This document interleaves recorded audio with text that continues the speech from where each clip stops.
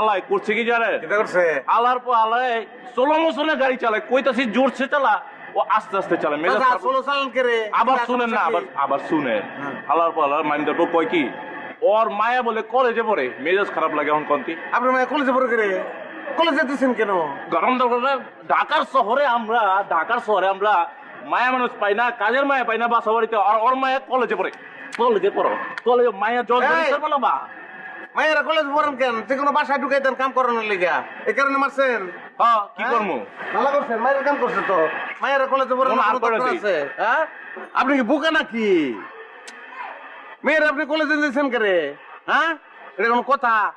এই আপনার মায়া নাই? না মায়া নাই। মায়া নাই কে রে তোর?